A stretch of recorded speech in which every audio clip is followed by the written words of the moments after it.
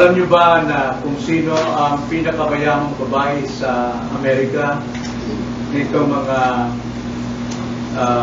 nakaraang taon 20th century?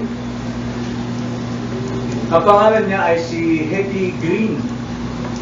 Pinakamayamang babae sa buong daigdig na taga-Amerika, sapagkat hindi lamang siya talagang may pera, nung mamatay ang kanyang parents, mamatay ang kanyang tiyahin, isinalin sa kanya lahat ng kanilang kayamanan. At yumaman itong si Hetty Green, maliban doon, siya ay masipag at ginamit niya ito sa negosyo. At umunlad ang kanyang buhay at talagang milyonarya siya.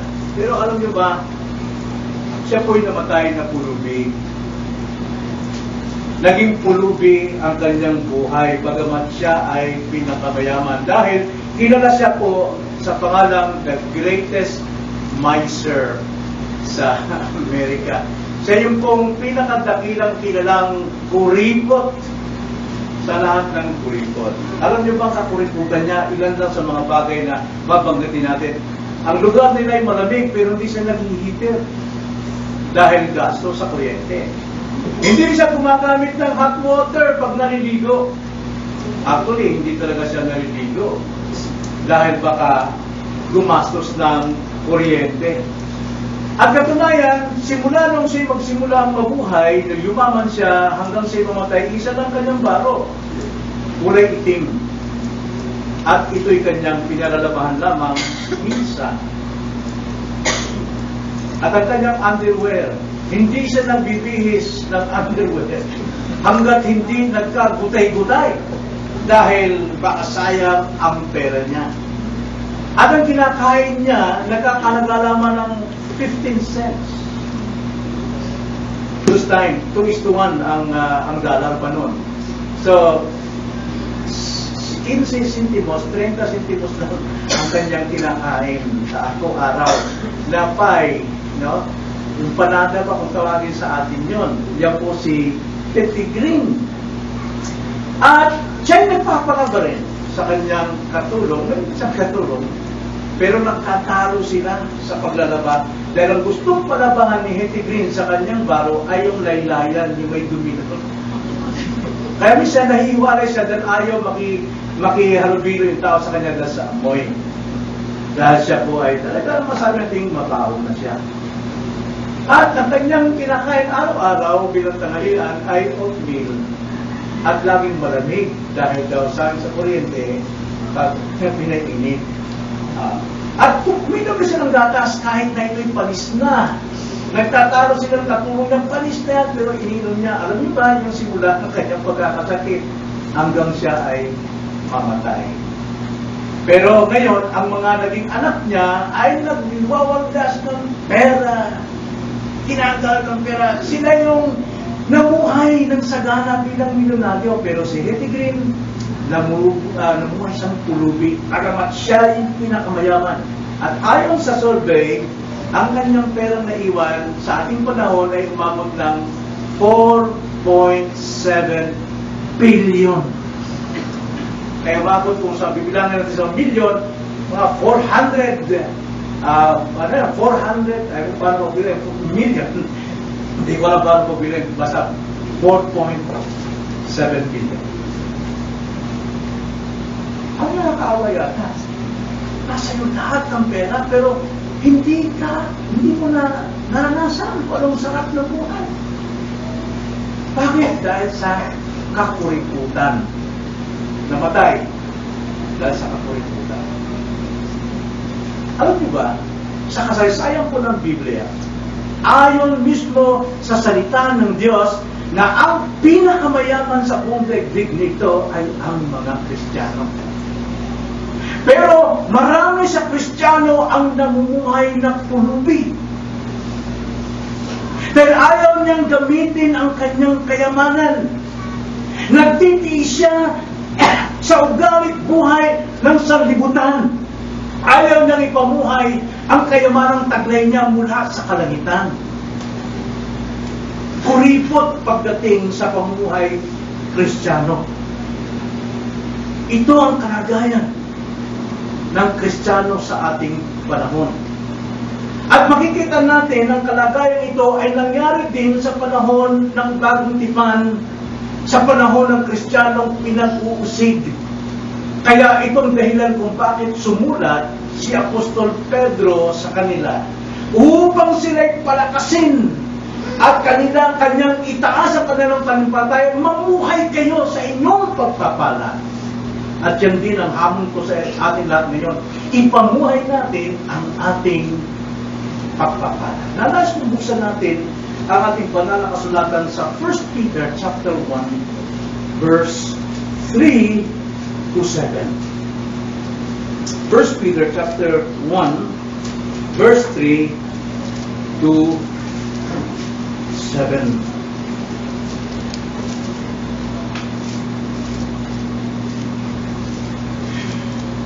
Now, nung unang sulat ni Pablo, ay ni Pedro, sa mga Kristiyano rito, ang sabi niya, kayo ay mga nangingibang bayan.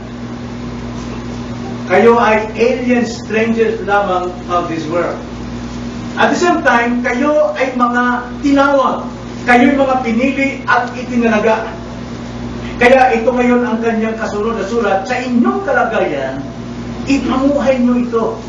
Verse 3 to 7. Purihin ang Diyos at Ama ng ating Panginoong Hesukristo. Sa pamamagitan ng kanyang malaking kahabagan ay muli tayong ipinanganak sa isang buhay na pag-asa sa pamamagitan ng muling pagkabuhay ni Hesukristo mula sa mga patay, tungo sa isang malang hindi nasisira, walang dungis at hindi kumukupas na inilaan sa langit para sa inyo. Nasa kapangyarihan ng Diyos ay iniingatan sa pamamagitan ng pananampalataya para sa kaligtasan na nakahandang ipahayag sa huling panahon. Sa ganito, kayo'y nagagalak.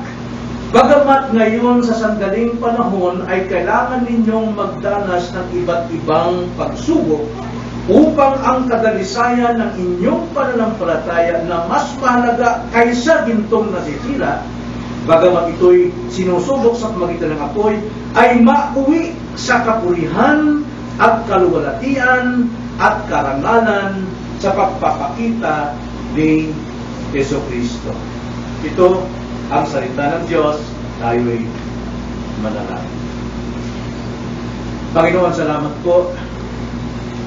Nasa kabila ng aming kalagayan, maraming maarahil kami po ay huli sa buhay, sa style ng sanlibutan, ngunit ang iyong salita ay nagpapatibay, nagpapalakas sa amin, na kami inyong inuudyutang tumayo sa aming pagiging Kristiyano sapagkat itong yung kinalulutan at dapat din namin malaman na ito dapat namin ipabuhay.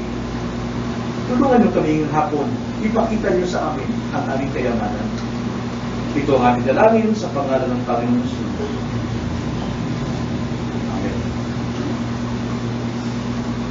Kaya na sinabi ko kanina na dahil sa matinding pag-uusig at pagsubok sa mga Kristiyano rito na sinulatan ni Apostol Pedro, turing nila sa kanilang sarili sila na yung pinakakawawa. Sino bang hindi magsasabing pinakawawa? Sapagkat ang mga Kristiyano noon ay target sa lahat ng pag-uusig, sa lahat ng mga tuligsa, at hindi lamang pinagpapatay pa sila. At sa panahon ni King Nero, ginagawa silang inalagay sa poste at ginagawa silang sulo. Sila'y binubuhusan ng krudo at doon sa daanan ni King Nero at doon sa kanyang palasyo ay sumisindi ang liwanag na sulo. Pero makita natin, Kristiyano ang nakatali doon na nasusunog. Kaya sirang-sira ang kanilang loob at sila po ay babang-baba. Kaya sila'y nawawalan ng pag-asa.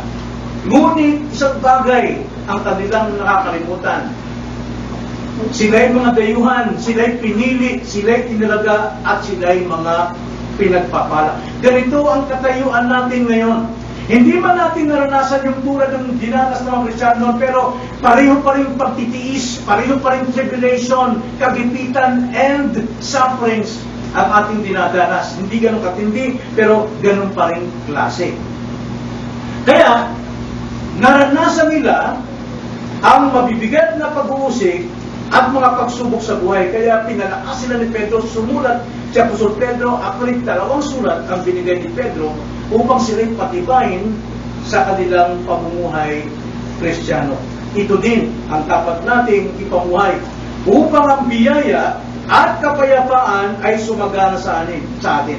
So anong biyaya ito na ating dapat tanggapin at ipamuhay? May 4 na biyaya po rito, mga kapatid. Unang biyayang tinataglay ng isang Kristiyano ay pag-asa.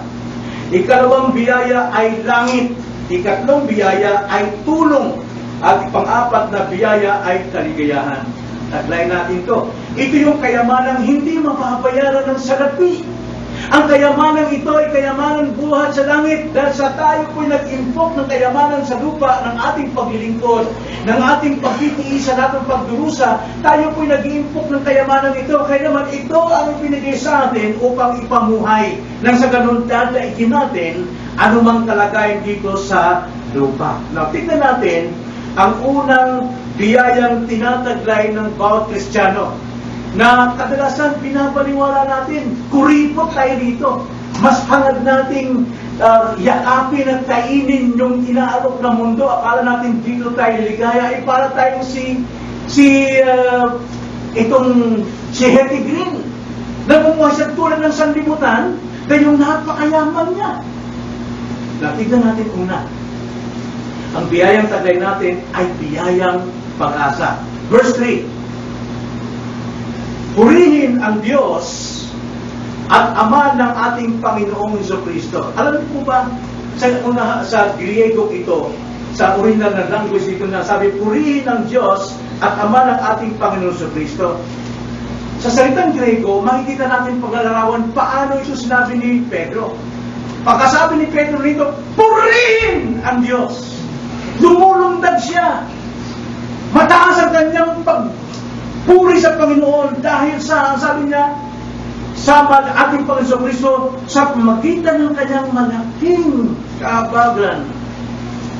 Matindi po ang pagbibigay ng papuri ni Pedro rito. Sapagkat, sabi niya, sa pamamagitan ng kanyang malaking kahabagan, ay muli tayong ipinanganak sa isang buhay na pag-asa. Buhay na pag-asa sa pamamagitan ng muling pagkabuhay.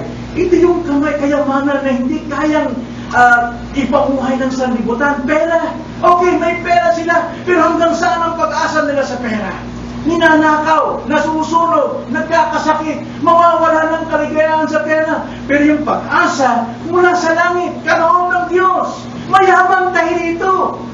Huwag tayong umasa, huwag tayong magtiwala sa pag-asa ng sanlibutan. Tayo po ay mayaman dito. Ang pag-asa nito ay hindi mula sa nagagawa ng tao. Kapag ang tayo nakagawa, may pag-asa, pero hindi yan ang pag-asa. Ito'y malaking kahabagan ng Diyos. Ang sabi rito, ang pag-asang ito ay buhat sa malaking kahabagan ng Diyos ay muli tayong ipinanganak sa isang buhay na pag-asa. Ito'y gawa ng Diyos sa atin. Gawa sa muling kapanganakan ng Diyos. Nang simula nung tayo sumampalataya kay Kristo, right? Tayo binigyan ng karapatan maging anak ng Diyos. At dahil sa tayo ay binigyan ng karapatan ng anak ng Diyos, hindi dahil sa ating gawa, kundi tayo ay pinanganak mula sa taas. Ang sabi sa John chapter 1 verse 12 to 13, tayo po ay begotten from above. No? Born again. Yung again dyan, sa Griego is anoten, it means to say from above. Hindi tayo pinanganak mula sa binhi ng lalaki o sa dugo o sa gawa ng tao, kundi tayo pinanganak once na sumampalataya, pinanganak tayo sa Diyos. At yun ay isang malaking kayamanan. Ang ating pag-asa ay mula sa malaking habag ng Diyos na tayo kanyang muling ipinanganak sa bagong kapanganakan. Kaya ang pag-asa ito ay hindi ito salita. Ako may pag-asa. Hindi, kundi yung pag-asa, sabi ni Pedro, purihin ang Panginoon. Ito po yung active na pag-asa. Hindi po ito passive. Kumbaga, i-describe mo yung pag-asa rito, yung kaganahan dito ni Pedro na ipinakita niya sa mga taong nagdurusa, sa mga pinupugutan ng ulo, sa mga kamag-anak na nawalan. Pero sumisigaw si Pedro, purihin ng Panginoon. Ako hindi pa nakita ng taong nanalo sa loto. Ako hindi pa nakita sa mga taong nanalo sa sweepstakes. Pero imagine nyo lang. Pero ako nakaramdam na ako tumama ng hayalay. At saka sa kabayo. Pagka namumura ko, number 1 halimbawa, lumabas yung number ko primero. 2! Ang kasunod na lang, antay mo yung 1. Makita ko yung kabayo ko, payak pa na. Yung number 1, tapos ang kalabot ang lalaki. Hindi ka naman nanalo ito. There they go, boom! Pagbukas nung starting gate, even nasa ulan yung aking kapatid pa. Ang bilis-bilis siya. So, pero umaalit ako. Sabi niyo, kabayo ko. Sabi ko, tingnan kong difference. Ay, kaya naman pala, 3 na tumaya. Ako yung dalawa, kaya ang tititang papanalo ng 3,000. Makalain mo yun, 3,000 yung kalabang ko. Sa kailang kabayo, laban sa akin, isa lang kung gaganon. Sorry. Paano makita ba doon sa, and there they go, and round they go, kami, well, kung hindi naman ako, kumibilis, inangihina, nag-uunahan kasi sa malakas na kabayo sa unahan, nag-uunahan sila, kinapos, ito, mabilis na yung nung maluwag pa sa, iba na yung pakiramdam ko, palagay ko, sa tingin ko, hindi na ako sumunod sa lupa, pala! Tumpa ako! Pagdating sa finish line, nag-isip na kayo, pumihinga na. Para pumimatay. Ito yung pakiramdam ni Pedro. Ito yung pinagpakita ni Pedro sa mga Kristiyano nagdurusa. Ito, panalo tayo. Mayroon tayong pag-asa. Purihin ng Panginoon. Ikaw ay pinanganak na muli. At ang kapanganak na muli ay gawa ng Diyos. Walang makaangkin yan. Maliban sa lamang. So, ang ugat ng ating pag-asa, ang sabi dyan, sa pamamagitan. Pag sinabi pong sa pamamagitan, ibig sabihin, mayroong pong koneksyon, mayroong dahilan. Ang sabi nito, purihin ng Diyos at ng ating Panginoong Kristo sa pamamagitan. Now, pagka may nakita kayo ng taong tumawid sa isang lugar, paano ka nakatawid? Sa pamamagitan. Ibig sabihin, dahil doon sa tulay ngayon, siya'y nakatawid. Ang ating kapanganakan muli ay sa pamamagitan ng muling pagkabuhay ng ating Panginoon, Jesucristo. Yun po, sa magitan ng kanyang malaking kahabagan, tayo ipinanganak hindi sa ating sariling gawa, kundi sa kahabagan ng Diyos, tayo ay ipinanganak na muli. Yung bang sa pamamagitan? May describe ko ito. Kayo mga kaidaran natin, kayo mga nanay, yung ataw, may mga advertisement namin. Diba? Dahil sa Baliti Drive, may kilala yan na mayroon daw white lady. Diba? Bakit white lady palagi? Walang black lady, Malay white lady, sana ako talaga, lumulutan. Meron daw taxi driver doon, nagkwento siya, nagdamit sa mga maling na tabloid. Siya, sa kwento niya, pagdating niya sa Baliti Drive, mahaba yun May sumakay na babae, yung tumara. Siya ay pauwi na rin, kailangan niya talaga pasahero. Sumakay ngayon yung babae. Sampo kayo, inagsalita yung babae, pagpapusoy mo. Sampo pa kayo. Hindi umibig. So, okay lang. Kwento-kwento siya. Mag-umaga na. Mag-alasay siya. Pauwi na siya Pagdating niya raw sa bandang Makati, nagulat siya sa salamin. Sabi na, Miss, hindi ba kanina nakaitim kayo? Nangilabot na rin dahil. Sabi niya, sino sinasakay ko yung mimik? Tapos kanina, nakaitim kami nakaputi. Sabi niya, Miss, di ba kanina nakaitim kayo? Sabi ng babae, bakit? Hindi niyo ba alam? Ano hindi ko alam? Hindi niyo ba alam na nabihag na ng kahit at sikat ng araw? Ganun na kaputi. Sa pamamagitan ng tide, ay nabihag na sikat ng araw. yung po kahalaga nito na sa pamamagitan ng kahabatan ng Diyos, tayo'y ipinanganak na muli. Hindi sa ating gawa. Hindi sa ating paghihirap ang ating kapanganakan muli. Diyan ang puri si Pedro sa pamamagitan ng kahabagan ng Diyos. Now kayo, bakit kayo may pag-asa? Bakit kayo may pag-asa bilang Kristiyano? Dahil may pera tayo sa bangko? Mga kapatid, ang sabi ni Jesus Christ, mayroong tanga, mayroong kalawang dito sa lupa. May tulisan. Huwag natin ilagay ang ating pag-asa doon. Kailangan matanggap po pag-asa sa magitan ng malaking kahabagan ng Diyos na ikaw ay may panganak. Sapagkat ang iyong kayamanan sa langit, kailanman hindi ito gagapangin ng anumang tanga, hindi ito nanakawin. Kaya ang pag-asa natin ay sa ating bagong kapanganakan sa malaking kahabagan ng Panginoon. Na paano papatunay, ano yung kahabagan ng Panginoon? Muling kapanganakan ni Kristo. Muling pagkabuhay ni Kristo. Naipayag at binigyan ng selyo ang kahabagan ng Diyos sa atin sa magitan ng muling pagkabuhay ni Kristo. Sapagkat kung walang pagkabuhay na muli, mga kapatid, tayo na ang pinaka-kawawa. Ngayon taglay natin. Taglay ng isang Kristiyano ang kayamanan ng pag-asa. Mga tao ng pag-asa. Meron silang pag-asa pansamantala, pero yung pag-asa natin out ng Diyos na ipinamumuhay natin. At ikalawa, hindi lamang pag-asa, kundi langit. Taglay natin ang langit, ang biyaya ng kanyang langit. Verse 4, ang sabi sa verse 4, tungo sa isang manang hindi nasisira, walang dungis, at hindi kumukupas na inilaan sa langit para sa iyo.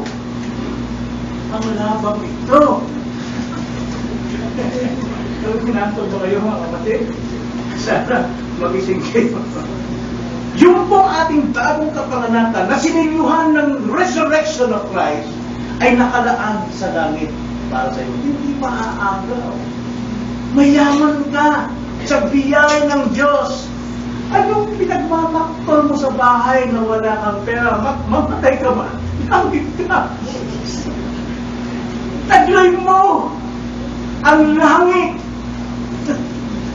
Taglay mo ang pangako ng Diyos na langit. Ang sabi siya, tungo sa isang mana na hindi nasisira, walang dungis, at hindi kumukupas na inilaan sa langit para sa iyo. Nasa langit po ang ating pag-asa. Kaya nga isang Kristiyano, now, and not yet ang buhay ng Kristiyano, now, we are experiencing what is in heaven. Tayo po'y namumuhay kung ano yung taglay natin sa langit. Pero hindi pa natin naabot ang langit. Pero at the same time, namumuhay tayo ng buhay langit. Kaya pag kayo sinabi, oy, makasalanan ba kayo? Nakasay pa yung lupa niyo, sir, wala pa kayo sa langit. Hindi totoo yan. Bagamat nakasali lang pa ako sa lupa, ako ay namumuhay sa biyayang langit. We are sitting with Christ in the heavenly places. Ephesians 1:3. Aktual po yan. Nangyayari yan. Yan ang kayamanan natin. Kaya dapat lagi natin ituon ang ating paningin sa taas at hindi sa mga bagay na nakikita. Hindi yan totoong pag-asa. Bagamat may pag-asa, pero hindi yan tatagal. Langit ay inilaan para sa mga itinalaga. Kaya tanong ko sa inyo, kayo ba ay siguradong kayo ngay itinalaga sa langit?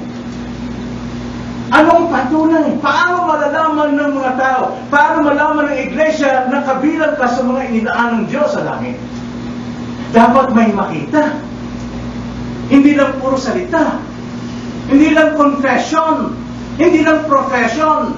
Kailangan mayroon pong patunay na ikaw nga ay kabilang sa pamilya ng Diyos na nasa langit. Sila po yung mga pinili sa kaligtasan. Bago palikhain ng mundo, papalik-balik natin ito sinasabi to encourage you, to urge you na dapat ang inyong pananampalataya ay huwag manatili doon sa mga pangako ng pastor, kundi kung anong sinasabi ng banal na kasulatan. Kailangan maging balimbing tayo. Sa politika, balimbingan, pero patungo pa rin sa pagkabulok. Pero sa Kristiyano, sa mga tao, kailangan bumalimbing ka doon sa iyong idol, doon sa lupa, at lumipat doon kung ano yung binibigay na panlangit ng Diyos. Itong mga itinalaga, ito yung mga kinamatayan ni Kristo. Ang sabi nga sa Luke chapter 19 verse 18, naparito ang anak ng Diyos upang hanapin at iligtas ang mga nawawala. Ito yung sinabi ni Jesus Christ sa John 10. Nasabi niya sa mga Pharisees na nagtuturo ng Biblia, nagtuturo ng mga batas, pero kinukustyon nila ang authority ni Christ. Sabi ni Christ, hindi kayo naniniwala sa akin sapagkat hindi kayo kabilang sa aking mga tupa. Ang aking mga tupa ay nakikinig sa akin at sumusunod sa akin at sila'y binibigyan ko ng buhay na walang hanggan. Sila yung mga itinalaga. Kabilang ba tayo ron? Sabi natin, sapagkat kung hindi natin matityak ang ating kalagayan sa Diyos, ang ating kaligtasan, walang silbi pong pangangaral. Kaya po nangangaral ang salita ng Diyos, dahil ito'y salita ng Diyos na nagpapatunay sa iyo. Kung ikaw'y tumanggap at sumampalataya sa pangalan si Kristo, ikaw'y binigyan ng karapatan na maging anak ng Diyos. Hindi sa pamagitan ng gawa ng tao, hindi ng tao o dugo ng tao, kundi ikaw ay papanganak mula sa itaas. Kaya na ang langit po ay bangkong pamana ng Kristiyano. Ang tao rito, nagtideposito sa bangko. Pero sa Kristiyano, bangko mismo ang nakadeposito sa iyo. Kaibahan yun eh. Bangko ng Diyos ang ibinibigay sa iyo. Pero ang daming bangko pala ng Diyos sa langit.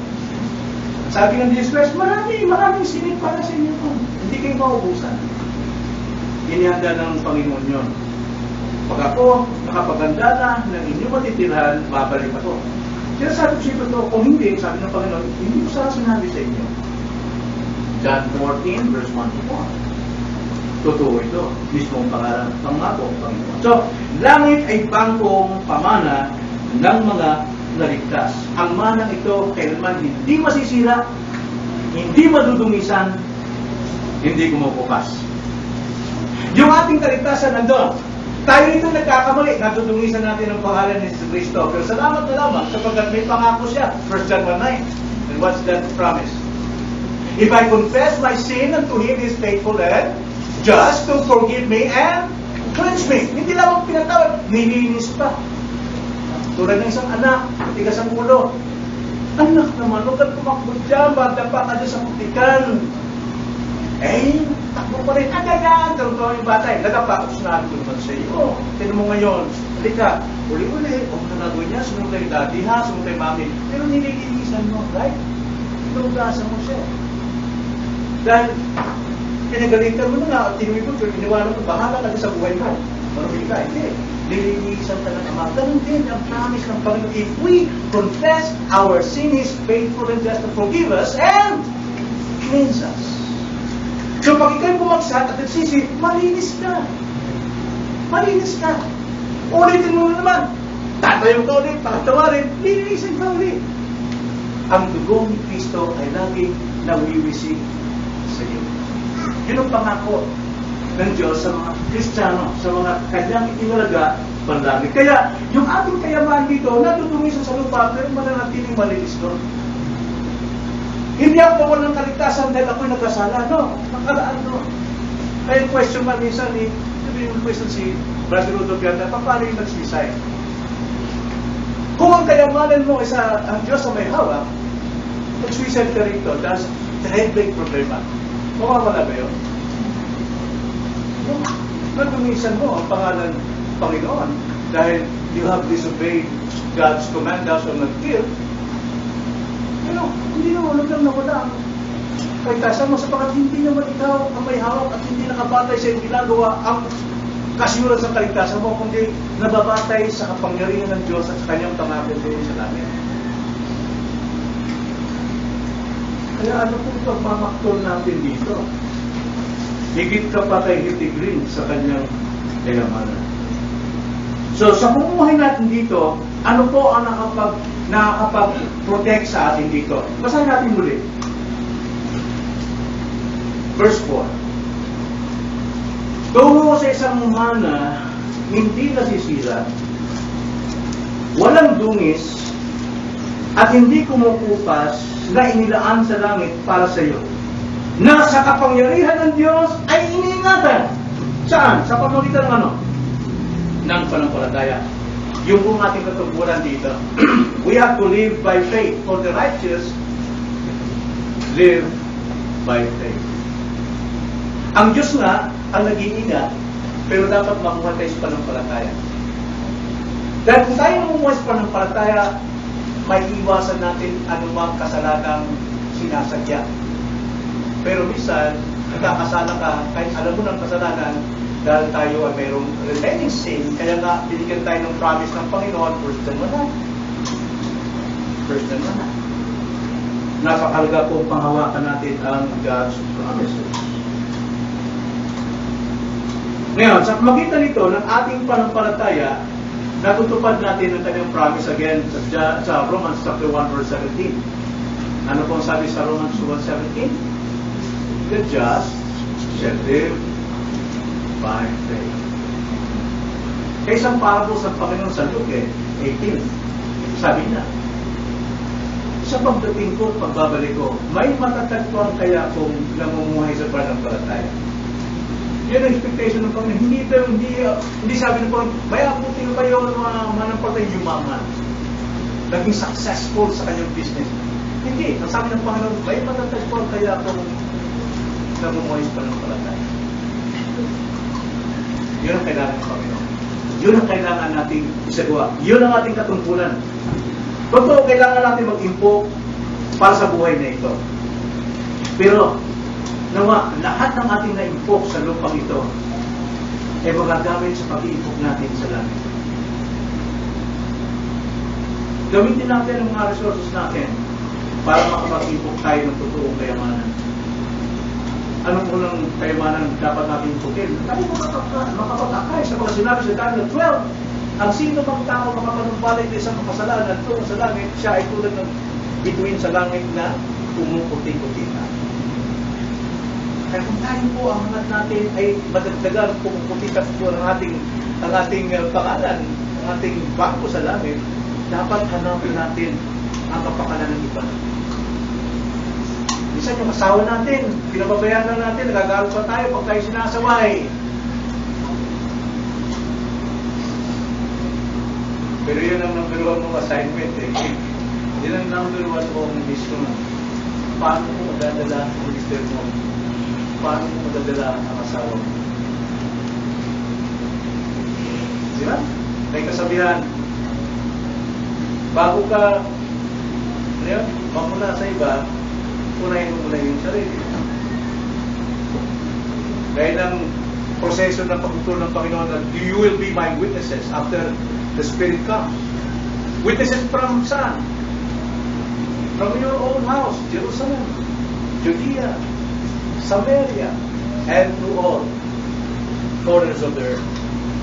Magsisimula talaga sa ating bahay. Sisimula sa ating pamilya, sa ating mga anak. Ang ating mister, sa inyong mister, sa ating asawa. Ang sabi ni Peter, 1 Peter chapter 3, hindi mo sila makuha sa pananalita, kunin mo sa magitan ng iyong ugali at sa iyong mga gawa. Kasi yung mga mister natin, hindi mahilig magbasa ng Bible, pero mahilig magbasa ng buhay ng ugali. Bilis nila yung, ikaw talaga, sinungaling ka. Wala ko lang sinasabi, pero sa kilos mo, mababasa nila. So, ayaw mong bahayin ng buhay natin bilang isang Kristiyano. Pangatlo, hindi lamang yun ang biyayang ating dapat ipamuhay. Mamuhay tayo sa biyayang tayo ay may pag-asa. Mamuhay tayo sa biyayang taglay natin ang langit. Tayo ay mayroong pamana sa langit. Ikatlo, mamuhay tayo na ang Diyos ay tumutulong sa atin. Tulong, help. Laging may tulong ang Diyos. Verse 5, nang sa kapangyarihan ng Diyos ay iniingatan sa pamamagitan ng pananampalataya para sa kaligtasan na nakahandang ipayag sa huling panahon. Invitation. Ano po sa likuran ibig sabihin niyan? Ang Diyos ay laging tumutulong sa pamagitan ng kanyang kapangyarihan.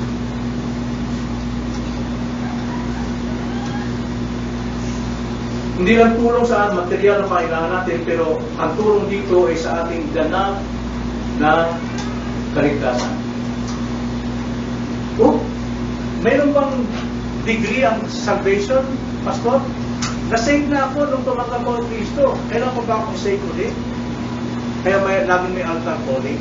Every Sunday, I have to be saved again and again and again. Kaya nga born again and again. Na, hindi na rin ibig sabihin. Kailangan tayo ma-save. Kailangan tayo maligtas. Kaya we have to live by faith. Maging obedient tayo so that we will be saved. Saan? Sa langit ulit? No. Hindi na sinasabi. Romans chapter 8. Romans chapter 8 verse 22. Saan tayo masisave? Hindi nga sabi sa Romans 8:22. For we know that the whole creation has been groaning together in the pains of childbirth until now. Diba? Yung buong kaligtasan daw, talagang nagdurusa sila sa pait. Bakit kaya? Sabi nila, nagalit ang Mother Earth kasi kinalbo yung mundo. Totoo yung pero yung talaga nangyari. Dahil sa sinfulness of man, yung kaligtasan nasisira. They were groaning. Ang sabi dyan, verse 23, and now, and not only the creation, but we ourselves, who have the first fruits of the Spirit, meaning tayong mga ligtas na, groan inwardly as we wait eagerly for adoption as sons, the redemption of our bodies. Yun po yun. Kailangan tayong maligtas upang ang ating katawan, maligtas tayo, ang katawan natin ay magbabago. Kaya nga buong kaligtasan, ay naghihirap din sa sinfulness of man. Kaya hinantay nila tayo ng magbabagong katawan ng mga pinili ng Diyos, mga tinubos ni Jesus Christ. Alam natin yun. Pagdating ni Christ, we will be changed in the twinkling of an eye. We shall be changed. Kaya pati creation, nag-grow dahil yan. Ang pag-asa lang nila na sila ay talagang ma-regenerate din, sabi sa Peter chapter 3, ay yung pagdating po ng pagbabago ng katawan ng mga Kristiyano. At ito ay sa pamamagitan ng tulong ng Diyos. Every day, salamat sa Panginoon. In all things, God works together for good. Tinutulungan tayo na tayo makapanatili. Tapos tinutulungan tayo ng pag-asa natin ay laging bukas sa pagdating ng Panginoon, and we will be changed. Yun ang kailangan natin. Ito ang blessed hope natin na hinintay natin ang Panginoon. Nasabi nga sa Philippians 3:20, Philippians 3:20 and 21, but our citizenship is in heaven, and from it we await a Savior, the Lord Jesus Christ, who will transform our lowly body to be like His glorious body by the power that enables Him even to subject all things to Himself. Ito po yung kaligtasan sinasabi dito. Hindi po kaligtasan ng ating kaluluwa. Again, sapagkat we are saved already, but kaligtasan ng ating body. Kaya napakalaga pong ingatan ng katawan. Sapagkat ito ay muling bubuhayin. Pag alis po ng ating kaluluwa, pag namatay tayo, ang ating katawan ay muling bubuhayin. Sapagkat ang Espiritu katawan, isa lang yan. Hindi po ito tatlo, gaya ng paniwala trichotomous, but only two. Dichotomous, visible and invisible, the soul and the body. At yan ay babalik muli. Ngayon kung ating nilalapastangan ang ating katawan sa iba't ibang kasalanan, mga kapatid, mahirap pong ibalik yun. Ibabalik man yun doon sa dagat-dagatan ng apoy. Mayroon pa tayong salvation na darating.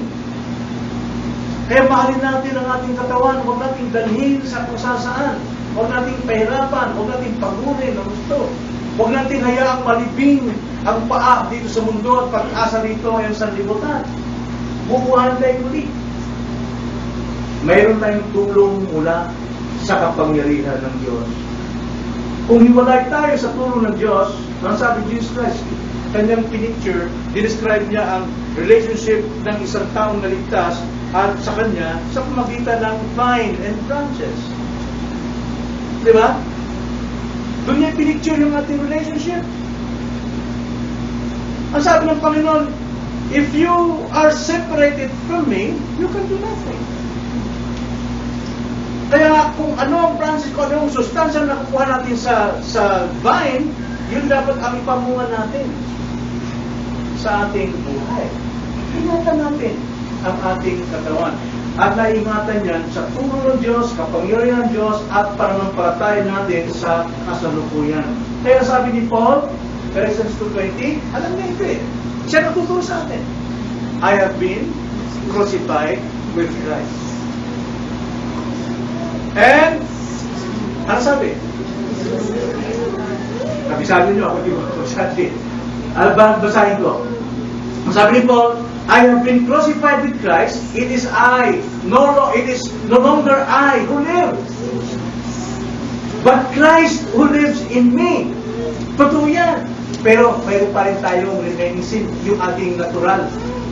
Nandun pa rin tayo. Ating pa rin katawan to. Kaya sabi ni Paul, and the life I now live in the flesh, I live by faith in the Son of God who loved me and gave Himself for me. Bagamat ang Diyos ang nag-ingat sa ating kaligtasan, tayo namumuhis pananampalataya upang ingatan natin ang ating katawan, ang ating sarili. I-cultivate natin sa tamang aral, i-cultivate natin sa tamang pagsamba, i-cultivate natin sa tamang panalangin, i-cultivate natin through reading, through prayers, devotions, cultivate natin. Live by faith and not by sight. Kasi yun ang sabi ni Paul, I no longer live. Kaya sabi ni Jesus Christ sa John 14:21, whoever has my commandments and keeps them, he it is who loves me. And he who loves me will be loved by my Father. Then I will love him and manifest myself to him. Pamamagitan ng ano to? Faith, living by faith.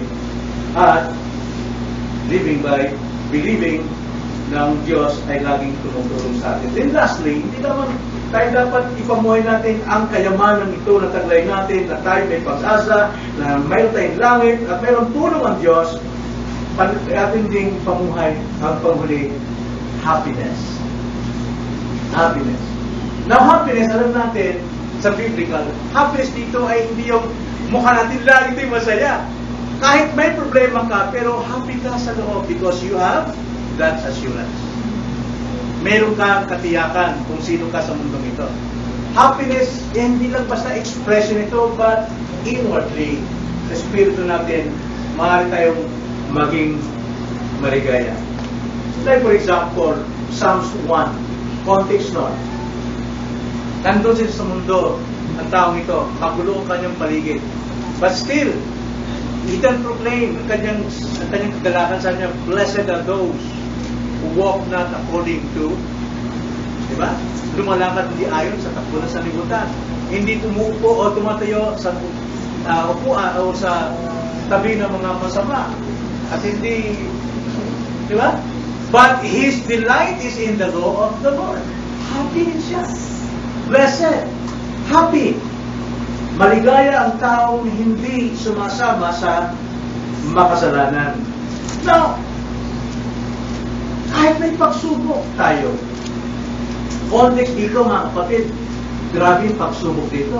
Pinungkubutan sila. Kanya itong sulat ni Pedro, parang tigil si Pedro.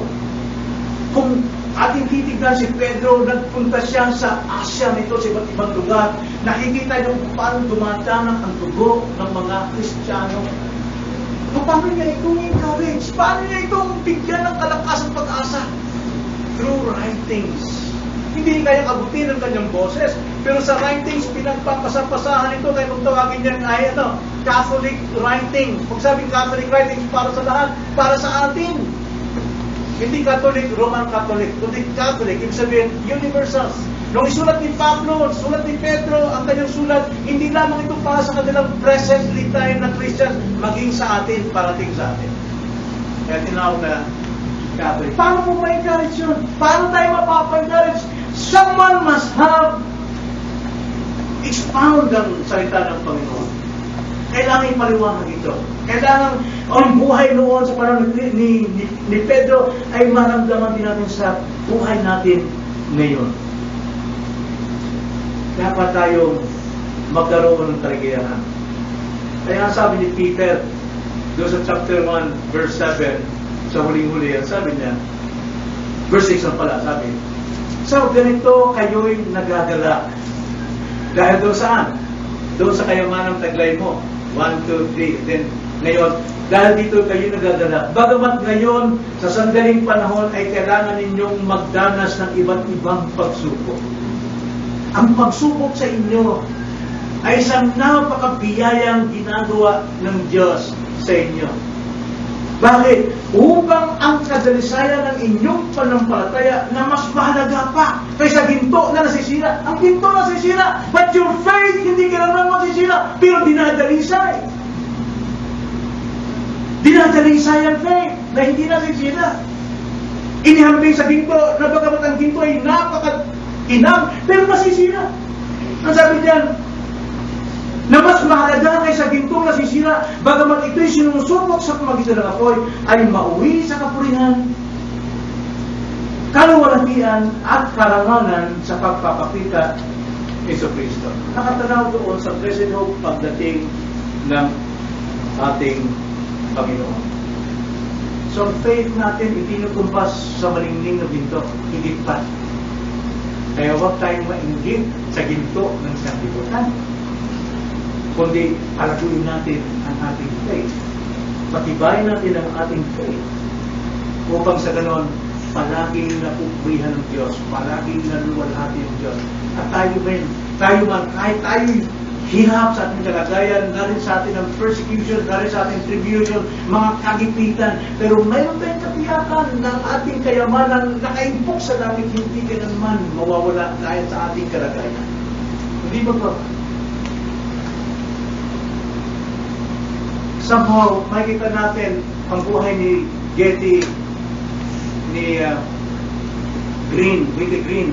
Napakayaman niya. Pero hindi niya naranasan yung sarap ng buhay ng isang pagiging milyonarya.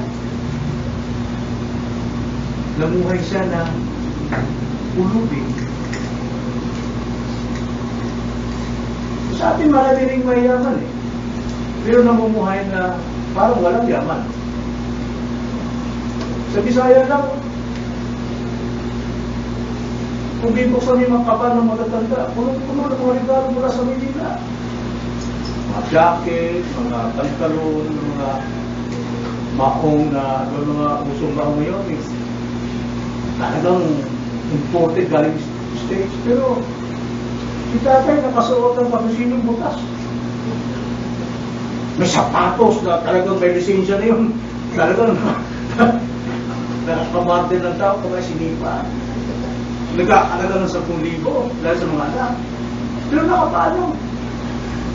Hindi na naranasan yung sarap nung sila'y makatapak sa isang sapatos na napakalambot, nangingintab.